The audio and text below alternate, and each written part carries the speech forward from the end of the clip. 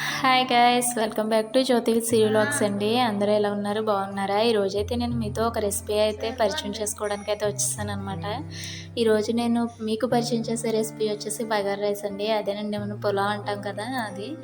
దానికి నేను ఆనియన్స్, పచ్చిమిర్చి, టమాటా అండ్ అల్లం వెల్లుల్లి పేస్ట్ అనేది వేసుకున్నాం. మీ దగ్గర క్యారెట్స్ అవి ఉంటే వేసుకోవచ్చు.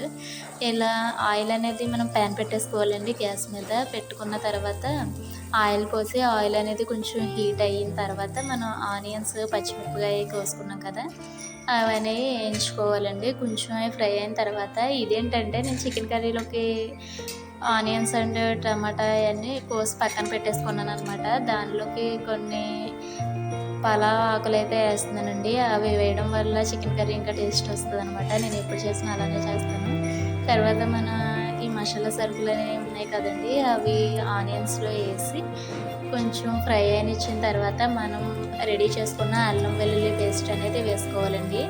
ఈ అల్లం వెల్లుల్లి పేస్ట్ వేసుకొని దాన్ని కొంచెం ఫ్రై అవ్వాలి. దాని పచ్చివాసన పోయినంతసేపు ఫ్రై అవ్వాలి. పచ్చివాసన పోతేనే మన చేసుకునే రెసిపీ అనేది టేస్టీగా ఉంటుందండి. ఇలా చేసిన తర్వాత మనం ముందుగా పక్కన పెట్టుకున్నాం కదా టమాటాలు, ఆ టమాటా అయితే మనం యాడ్ చేసుకోవాలి ఇందులో. ఆ టమాటా కూడా బాగా మగ్గిపోయేంత వరకు మంచిగా ఫ్రై చేసుకోవాలి. గిన్నె మూత పెట్టి ఫ్రై చేసుకుంటే ఈజీగా మగ్గిపోద్దండి. కుకింగ్ కూడా చాలా ఫాస్ట్గా అయిపోద్ది అనమాట.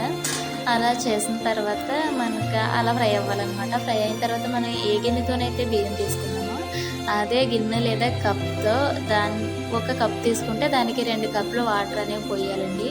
అలా పోసిన తర్వాత టేస్టింగ్ సాల్ట్ అనేది ఉంటుంది కదా, టేస్టింగ్ సాల్ట్ వేయాలి. ప్లస్ ఏంటంటే మన సాల్ట్ కూడా వేసుకోవాలి. అదేనండి ఉప్పు కూడా వేసుకొని బాగా తిప్పుకోవాలన్నమాట.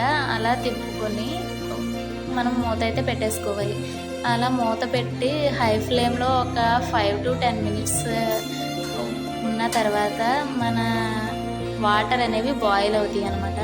అలా బాయిల్ అయిన తర్వాత ఆల్రెడీ మనం బియ్యం పక్కన పెట్టుకున్నాం కదండి, ఆ బియ్యాన్ని నానబెట్టుకున్నా లేదా ఆయిల్తో చేసినా కానీ బాగుంటుంది.